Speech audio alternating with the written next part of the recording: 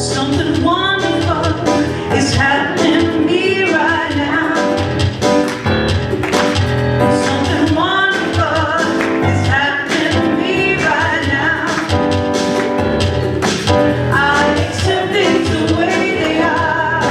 I accept things the way they are not. Something wonderful is happening to me right now. I love wasting. I love wasting. I get free. I reap abundantly. I already have everything I need. Wonderful is happening to me right now. Don't you feel it? Something wonderful is happening to me right now. Oh yeah, I accept things the way they are. I will. I accept things the way they are not.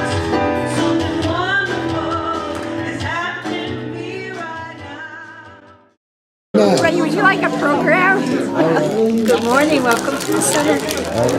I'm feeding the masses. Massive. They Okay. are a hungry bunch. All right. Hi, Julius. It's a happy day.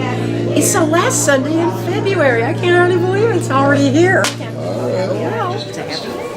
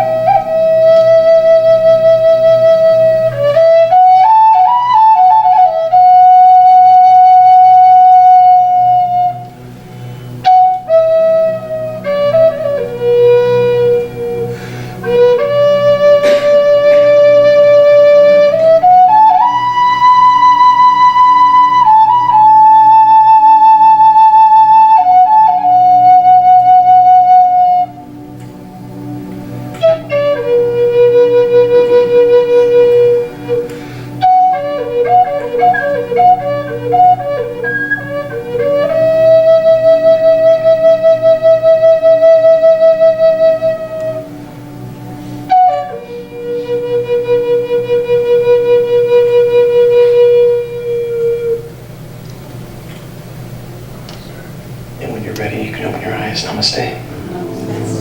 And if it's comfortable for you, close your eyes, take a deep breath, and unite with the one breath that is here in this room right now. The breath of the one presence, the one God with many names. A God, a presence that is all harmony, all love, all wisdom, knowledge, acceptance. And as I know this presence lives within me, I know it lives within everybody. There's no separation. I know this to be truth. And as I declare this truth for myself, I declare it for the world. It doesn't matter what appears to be like. I know the truth. The truth is that there is one God, one presence that lives within one and each of us. It lives within the Muslim, within the Jewish, within the atheist. It lives within the undocumented, lives within the refugee, lives within what we judge a bad person, a good person, a woman, a man, a child. The presence of wisdom and knowledge and love is within each of us.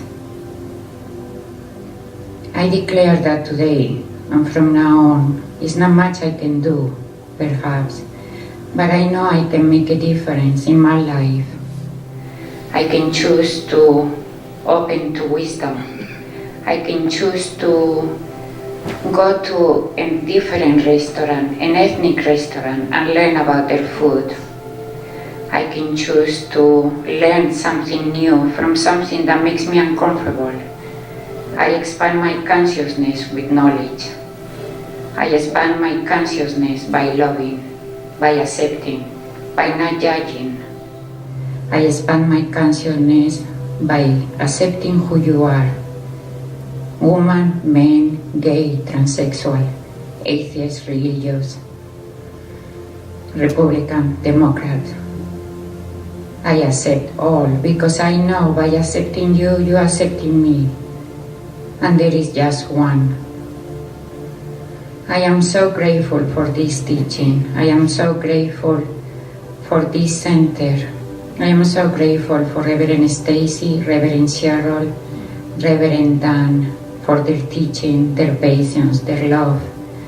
I am so grateful for the classes that helps me understand. I am so grateful for the music, Dave and Patty, for Jim that centers me and grounds me. I'm so grateful for all the volunteers that they make everything look so easy with their smiles. I'm extremely thankful to Kathy for her support, her love, for everybody that is here right now at this center, sitting next to each other, sitting next to me. I'm so grateful for everybody that is about to come through the doors. I'm so grateful for being alive.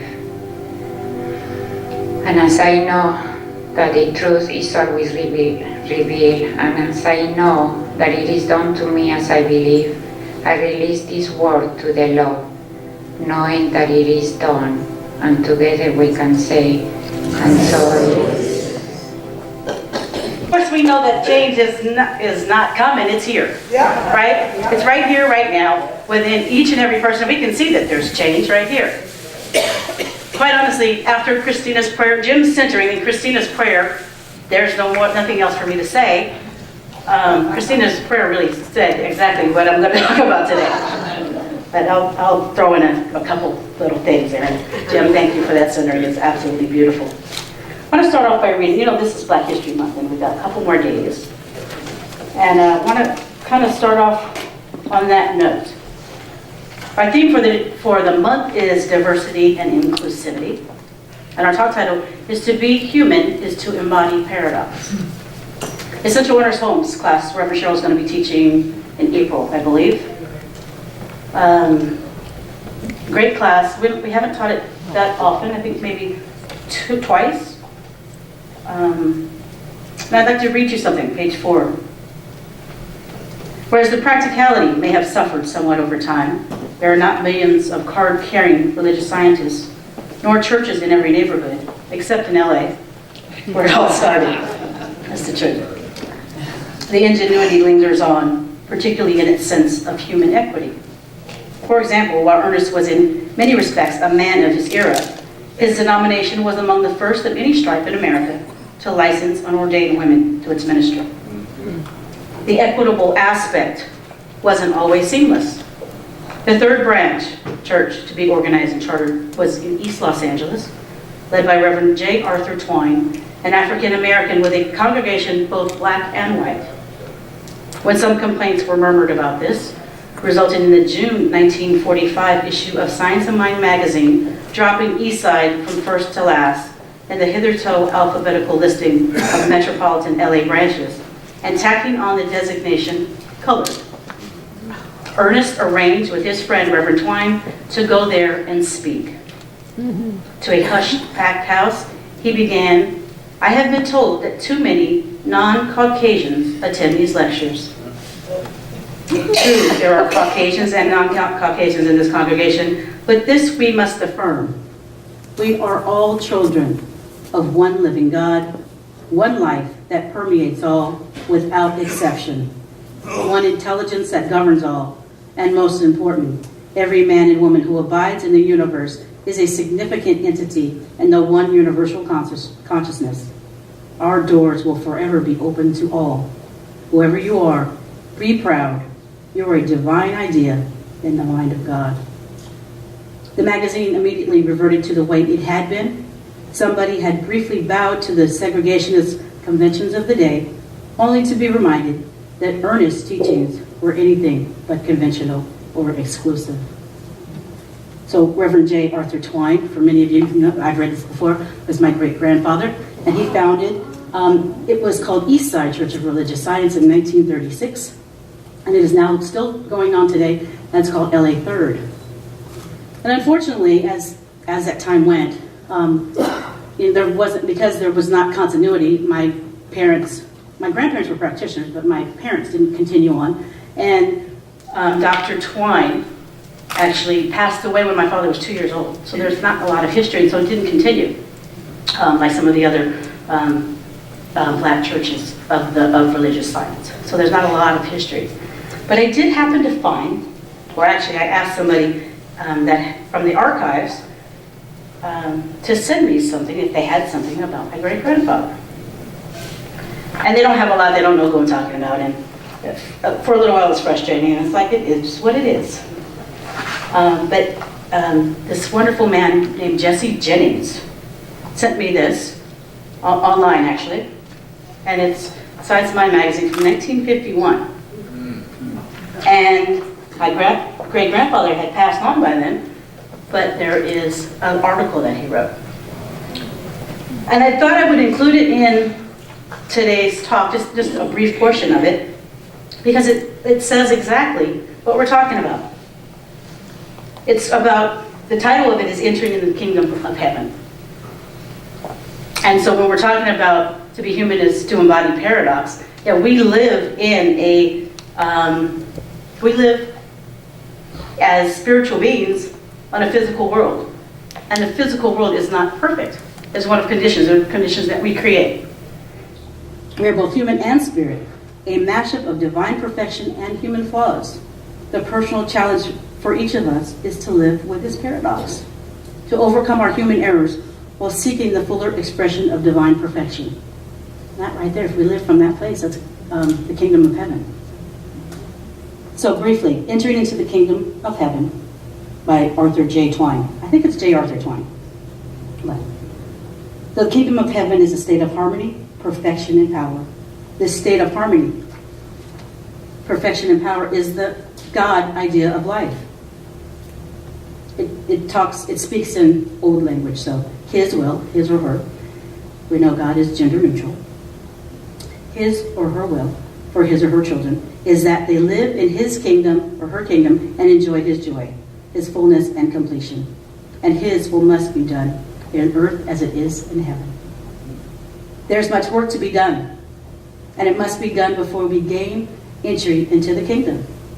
Until it is done, we must remain where we are, in consciousness, outside, and suffer the ills and sorrows that appear to be man or woman's lot, until he or she consciously awakens to the truth and consciously enters into the kingdom of heaven. The kingdom of heaven is like unto a man seeking goodly pearls. He or she would enter in must come out from under his material misconceptions and be governed completely by spiritual principles. Herein is guarantee to the soul who keeps his or her eyes single to the truth of his being of all of the power, peace, and substance of God, who rules solely in his kingdom. The belief in separation from God and our fellow man, brings suffering and sorrow into our lives from which we cannot be healed until we heal ourselves of this belief. Until we can realize the unity of the whole and see ourselves together with every man and every woman as a necessary part of the whole, we must remain outside. Revelation, to draw back the veil. As the truth is revealed to us through the realization of the unity of God, man, and the universe, we enter the kingdom, here and now. And whatever the price paid to gain this realization, we count it as nothing. And so each of us are challenged with do we want to live in the kingdom of heaven? Do we want to be one with one another and the God of our being? Isn't that just perfection? When you come here on Sundays, don't you just feel all the love because we all feel one with one another, no matter what we look like, no matter what age, no matter what race, no matter what sexual orientation, no matter whatever. We feel that oneness, and that's why we like it here, or we love it here. And so, if we could leave here with that and keep that thought, we'd live in heaven always. But too many times, we all do it. I think we all do it. I'll speak for myself. I get out there and I get caught up. I get caught up in the news, the media, what people say, what other people think. My job isn't to cure what you think. I get up here and speak for me, and if it benefits you, that's great. But my job is to cure me and to help me. And as I help hopefully some of you. And as you talk to me and we listen to one another and we communicate, we all get the benefit of learning from one another. I have a video. I recently saw the movie Hidden Figures. Such a good movie. Such a good movie. So I just wanted to show a little clip of that. Here's a view of the new National Museum of African American History and Culture in Washington, D.C. And we're counting down to Monday's special broadcast from that museum. We'll be bringing you the stories of African American pioneers and their contributions to politics, art, pop culture, and science. One story that had been lost to history is about the so-called human computers. They are a group of women, many of them black, who helped put a man on the moon. Their intellect was an essential part of America's ability to launch rockets into space. But Jan Crawford shows us how they were relegated to just a footnote in history until now. 5, 4, 3, 2. It was a race to secure America's future at the forefront of space. We have liftoff. Fueled by men brave enough to travel where no one had gone before. One small step for man, one giant leap for mankind. The astronauts were superstars, the engineers the stuff of movie legend. But America's triumph in the space race was made possible by another group the country didn't see. They were called human computers, and they were women, many of them African American, hired by NASA to hand calculate propulsion, lift, thrust, and trajectory. They had to make sure that the planes were safe, that the planes were fast, that they were efficient, that the astronaut not only went out into space, but that he came back safely. I mean, this was life or death. This is life or death. You know, this is the importance. You do the work right, you do it right the first time. The daughter of a NASA scientist, Margot Lee Shetterly, was raised in Hampton, Virginia, the same town where these women once worked, a hidden history that had been staring her in the face. It's not a first or an only story. It's a story of a group of women who were given a chance and who performed and who opened doors for the women who came behind them. Shirley's new book, Hidden Figures, and his upcoming movie, What do you ladies do for NASA? Calculate your launching landing, sir. is the story of how a small band of black women joined the space program in the 50s and the 60s, defying female stereotypes and challenging a segregated system. I had no idea they hired. There are quite a few women working in the space program. One of those women was Katherine Johnson. On her 98th birthday, she still lives by the same motto her father told her when she was young. You're as good as anybody here. And you took that to heart. Yeah. And you know worse. You know better. At NASA, she calculated the trajectory of Alan Shepard's 1961 spaceflight, verified the numbers guiding John Glenn's orbit, and in 1969, her numbers helped the Apollo mission land on the moon. There is no question that every single day, every number, every research report, everything that they did was also directed at expanding the concept of what was possible for people who looked like them.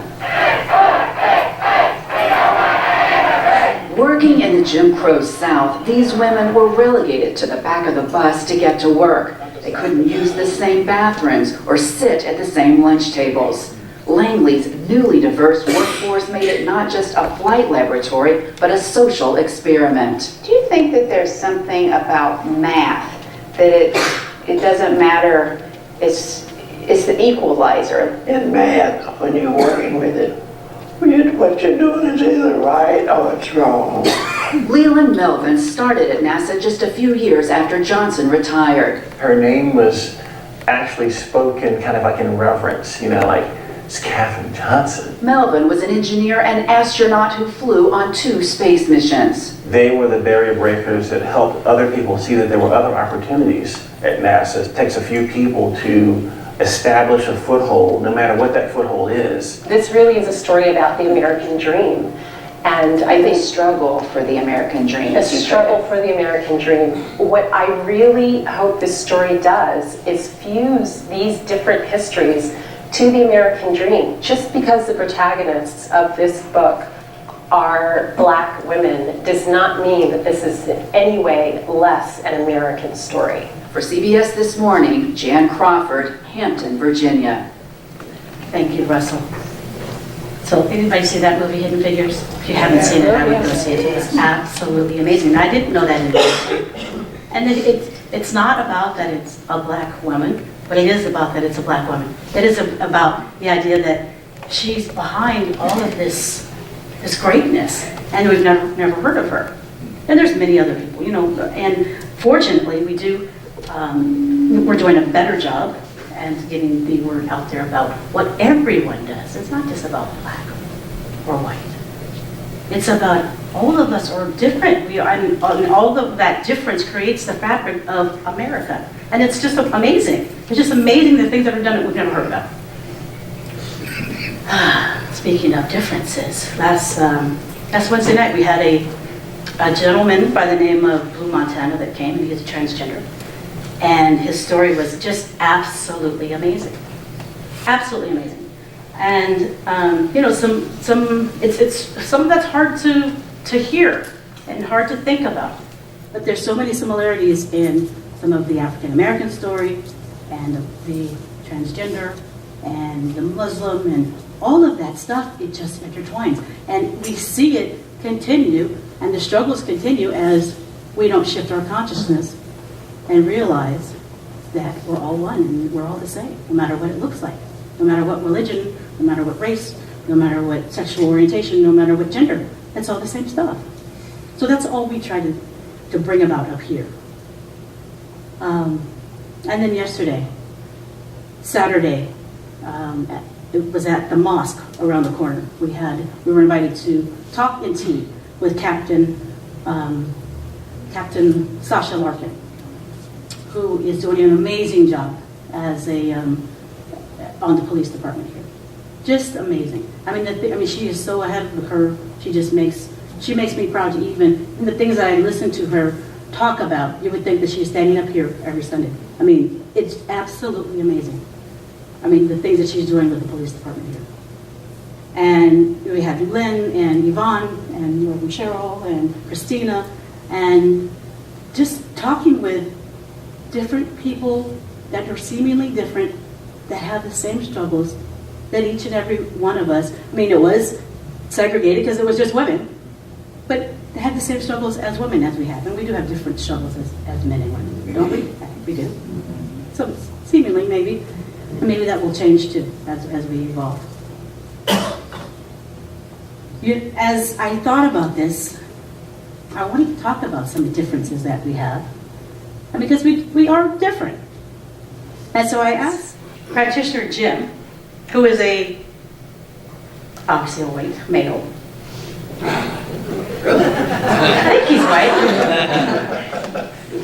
So the furthest thing away from a black female would be a white male, right? I don't know. I chose Jim because I love Jim and he seemed like a good fit. And there are differences. And I thought about the differences. We had a Wednesday night service, January, yeah, we just had February. And we were talking about some things, and we have different thoughts about things.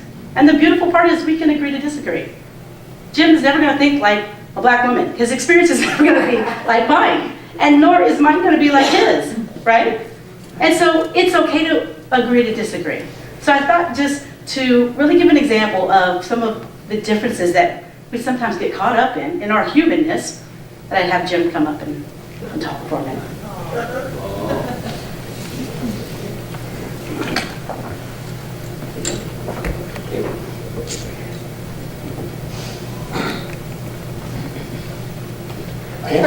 You are. A little red right now. I was going to say a little red right now. Depends on, in the summertime I get red, or then I turn tan. Yeah. When it's cold, I turn blue. You know the old joke about that? I don't. You know, to call someone colored, I remember this when I was a kid because it was one of the jokes I got told. And I said, you know... Is this an appropriate joke? Yeah. because you think about it, back then, you know, there was... We were talking 60s, 70s. Yeah. There were a lot of it is what it is. Offshoot jokes, That's right? what it was, yeah. And so one day, and I don't remember who I heard it, was some comedian, but it made absolute sense. It was like, how can someone call you colored when, you know, granted in the winter I'm rather white.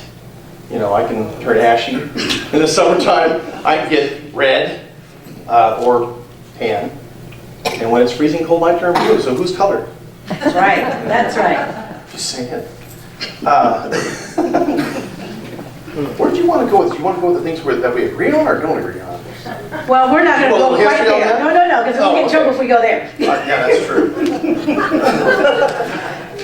Well, just kind of your background. Let me give you a little basic, because we talked about that. And my background, for those of you that don't know, I grew up in religious science just as Reverend Stacy did. And my great-grandmother, we talked about your grandfather, my great-grandmother actually founded our church in Bakersfield.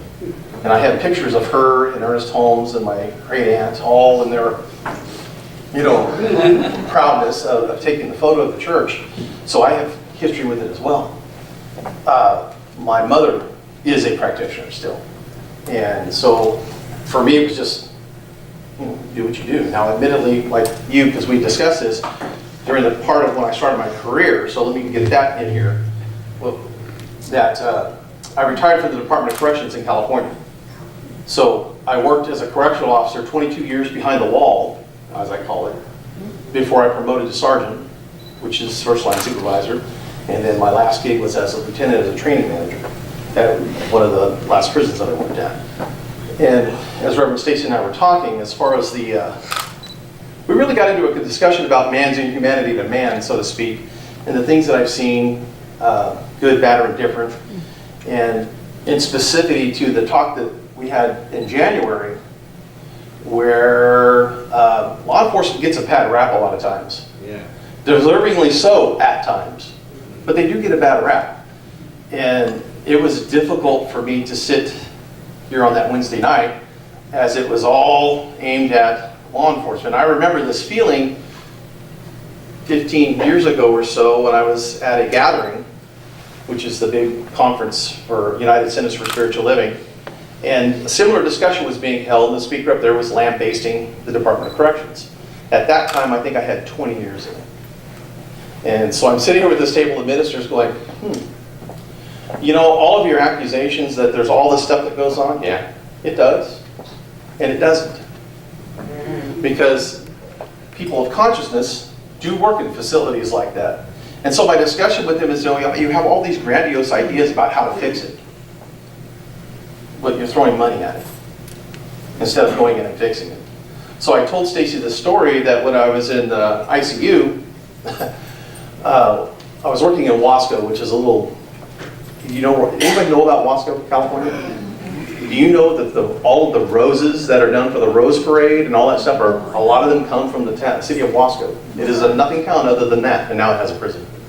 Anyway, to get to my story, I'm in ICU and I'm talking to this young man and his family who's on his way out, if you will. He's on his transition.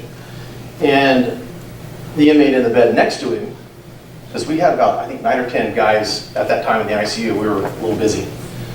Anyway, the guy next door tells us, "Who is that?" "Oh, well, that's Officer so-and-so." "That's a cop?" Because I was having a rather metaphysical conversation with the people next door. And so I heard him, I just kind of chuckled under my breath, and once I finished there, I walked over, I said, "Hey, how are you doing? My name's Officer Thompson." He looks at me, "There's no way." He sees a badge. He says, "I've never heard a cop ever talk like that before."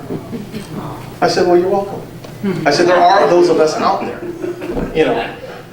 And then I was gifted with the opportunity to work at the academy. Boy, little did they know, because I took our teaching, and just as a captain now, right? Captain, wow. Was able to, I say, spread our ilk, if you will, because I used to get teased about it. Because there are some of those who, they're incarcerated, they don't deserve anything, yada, yada, yada, yada. I said, well, that's all well and good until they're your neighbor. So I have to tell this one. My next door neighbor, about 2 houses down, he and I went to high school together. He'd been in and out of prison 3 or 4 times. About the 4th time he came in, I was working in receiving and release, which is where they income from the counties. And that morning, prior to coming to work, I saw his wife and daughter in the garage crushing cans. So you know what they were doing that for, right? Pay rent. So I get to work, Kern County bus comes in, and off Teddy comes. And I looked at him as he's coming to my photo room to get his photo taken. I said, "Teddy," I closed the door. I said, "Dude, you're 40 years old. When are you going to grow up? When is enough enough?" I said, "You have enough people here," because there's all of us, there was a bunch of us that went to high school. His parole agent and I and he all went to high school. They all played football together. I said, "Dude, you have resources.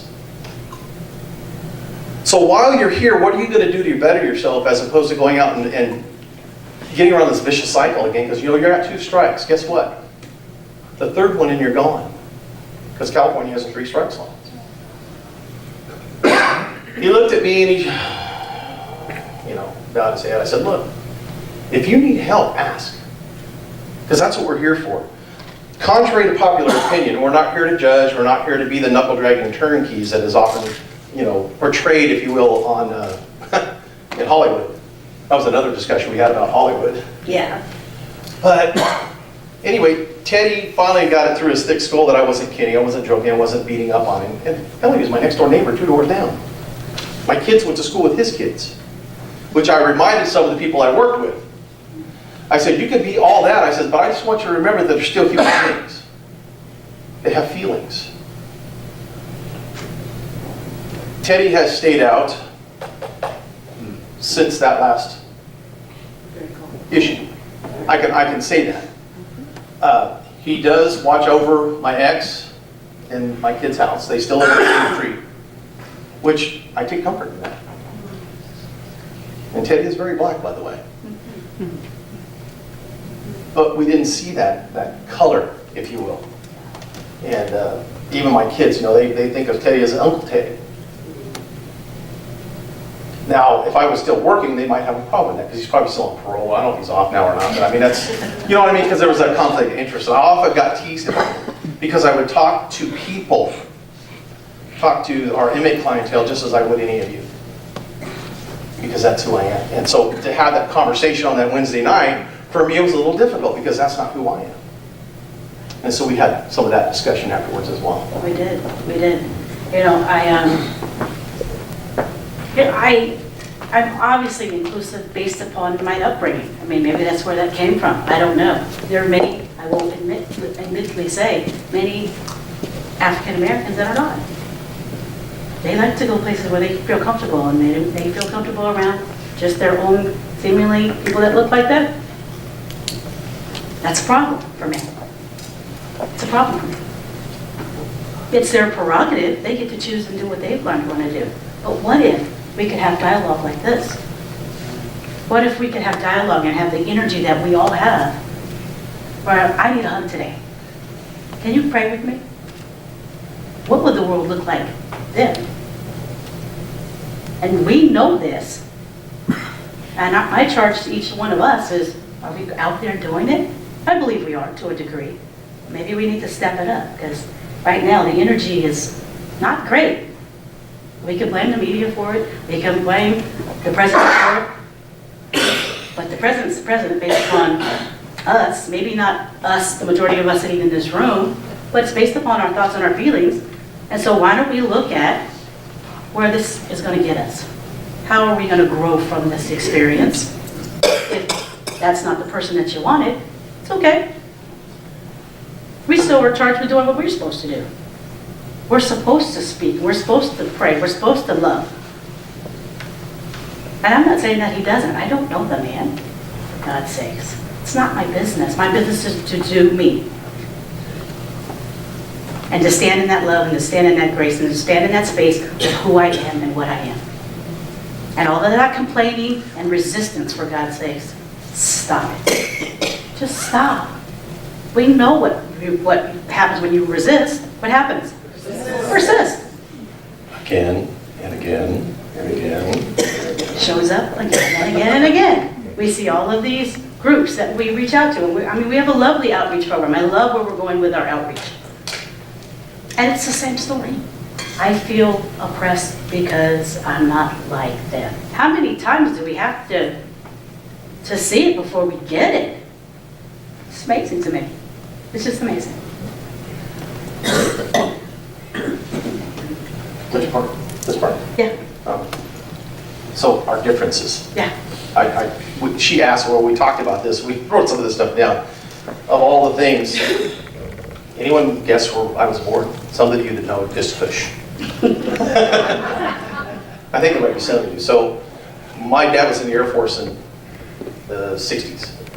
So I was born in Tripoli, Libya, at Lvcsl Air Force Base Hospital. That was one of those things we were talking about. I never known that. I said, you're right, you wouldn't. And I will tell you this, I got to tell you this, because when I was in grade school and kids found out, I'll tell you how ignorant some people are. Well, how come you're not black? I knew that. You can't make this up. So I looked at him, I go, are you serious? I don't know, because my parents aren't. I'm not done yet. But you're covered. Yeah, I'm covered. Well, how come your name's not Muhammad? There you go. It almost was. It almost was. I think my parents said they came up with a little bit of, James was okay. I could deal with that. Mohammed Thompson? Yeah. Wow. Yeah, Muhammad something. I can't remember. They may have been joking about it. I think so. I think so. Ethnicity. You know what? I almost don't claim it because, and I'll tell you why. Because if you do one of those little DNA tests you see on TV, you guys seen those? Mm-hmm. You'd be surprised what kind of mutts you all are. Seriously. Yeah, very true. Because I know I have some Native American in my blood somewhere. We get that. Yeah. Yeah. Yeah. So I talked about my parents a little bit. My dad, talked about career paths. So my dad worked in the oil fields, in the oil patch, 70s. He decided he was done working out in the oil patch and got a job with the federal government working for minerals management, which See, I better be careful here. Which is a branch now of the BLM. Yeah, exactly.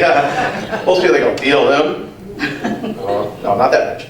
But he basically was responsible for making sure that when they drill wells and pull them out, that they return them back to the environment with which they came there. Awesome job. My mom spent 30 plus years as a registered nurse working labor and delivery. So, but my mom, as far as how we got involved in religious science, my mom got us involved, who went back from my great-grandmother who got us involved. And my mom and my minister in Bakersfield took practitioner classes together. So when I started coming around 1976, like we moved from Valley Acres to Bakersfield, and we started attending the Bakersfield Church, which my great-grandmother founded. And some of the interesting thing about all that is, I didn't know all that when I was that age. I went to camp. Did you go to camp at all? No, I didn't. Lauren went. Oh, yeah, Lauren did. Lauren, did you ever get to go to Catalina? No. Oh, that was the best. Idlewild is cool, but Catalina Island is awesome. Anyway, so that's the little gist coming up there. Let's see. Income status. I don't know, I guess middle. Even my parents, it's funny because I don't remember us, I remember some Christmases or whatever being kind of thin, because I was born in December 15th to be exact. Oh. So it's right there. Christmas, birthday. Too bad. Yes and no. I'm just kidding. No, because the one and only birthday party I had, so this is one of my experiences. One and only birthday party I recall having, other than later, was my best friend. There's this dumb surfboard we had in Taft, of all places, mind you. There's no water out there. But he knocked me off of it. I retaliated. Last birthday party I ever had. Middle class, yeah. I don't remember struggling with money. We had an acre, so I grew up raising chickens, had a garden. I've always had that until my adult life. Found your political views. Okay. So my dad puts it this way, and I agree with him. I find myself a fiscal conservative. And what that means is that if I don't have the money, I don't spend it. Fair? That's a big difference between him and me. That's the main difference. Main difference. That's church affairs. But I find myself, as it relates to social views, I lean more towards the other end of the spectrum because, again, having worked in corrections and have visibly seen what society can do to people who choose to go down that path, mind you. Because they do make those choices, right, wrong, or indifferent. And in some of the conversations I would have with them, I said, look, up until now, something Reverend Carroll used to say, up until now you've lived your life this way. Are you ready to make a change? And if so, what are you willing to do? Which just goes back to what you said earlier in your talk. Because I challenge you. You say that this is what you want. What are you willing to do about it? It's one thing to talk the talk, but you got to walk the walk. And I think that's the biggest thing. And we're not different there. No. Because we definitely show up. Regardless. And even when I disagree, I will show up. Yeah. If for nothing else, for the energy. Just to tell me that he disagrees. I was married. You asked the question here, what marital status. I have 2 kids. One's 30, one's 20-something. Almost 30. They were both raised in religious science, much to their chagrin. Right now. Let me tell you, the only way I could get them to come was Sunday breakfast afterwards. Oh, I had to involve food. So, food. Other than any other differences. I think that's it. Cool. Very good. Thank you, Jim. We got something else to do together.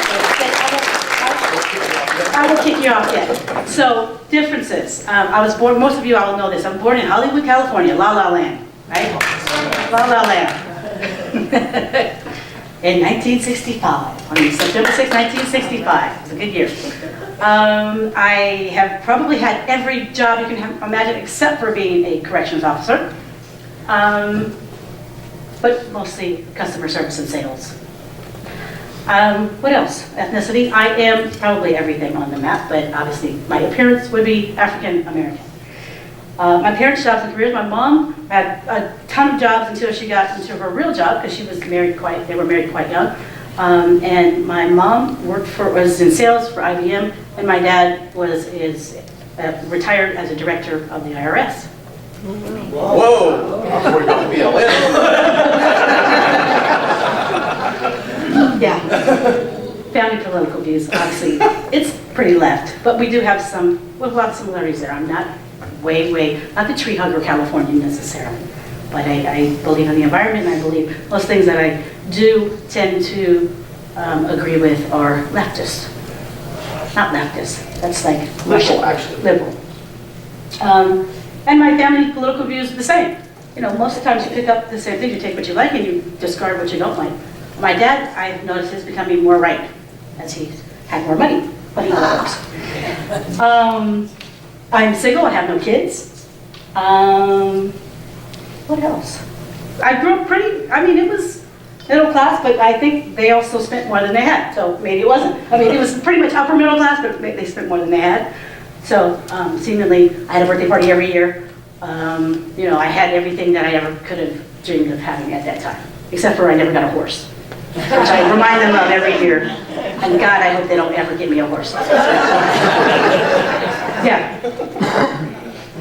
So we thought that we'd end our part of the segment reading this.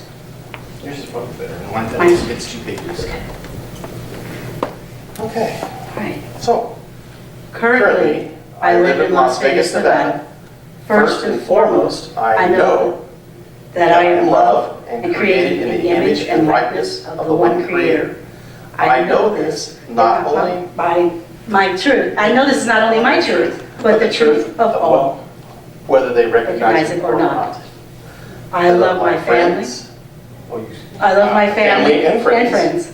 I love my country. I love music. Oh, we both love music. Yeah. I love, yeah. Yeah. I love sports. I love sports too. My parents introduced me to religious science as a child. I've been studying for the science of mind a good portion of my life. I'm a licensed practitioner. My job is to know and teach truth. I am a member of the Las Vegas Center for Spiritual Living. I love my center. I love being of service. I love my brother, sister, and realize that we are one.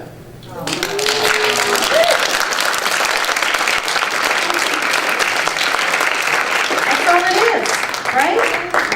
We couldn't be more different, and we couldn't be more the same. That's how it is with everybody. What if we just took the time this week, meet somebody that you didn't know, that looks different, that maybe has different views. Get to know them. What's it going to hurt? And how much is it going to help, more importantly? And how better will you feel having done it? That's right. That's right. Affirmation for the week. I'm a spiritual being living through an imperfect human experience.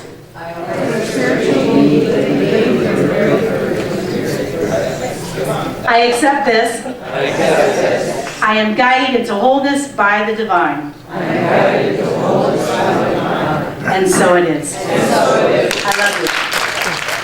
We stand and hold hands. And Reverend Stacy will do our benediction. So let's just take a conscious collective breath together. I'm on. And so in that place of beautiful love, peace, perfection, that is right here and right now, and laughter. I'm simply grateful for everything that's taken place here today. I know that I can go out this week and make it the best week ever. I know that my intention is to listen to someone that is seemingly unlike me. Lend an ear and just listen to who they are. And I promise that they are you. And you are they. So I just say thank you for the realization that it's all one. One power, one presence, one essence. That is love, and love all the time. And it's our job to realize it. Thank you, thank you, thank you. And together we say, and so it is. This is her peace song. Yes, there is peace on earth.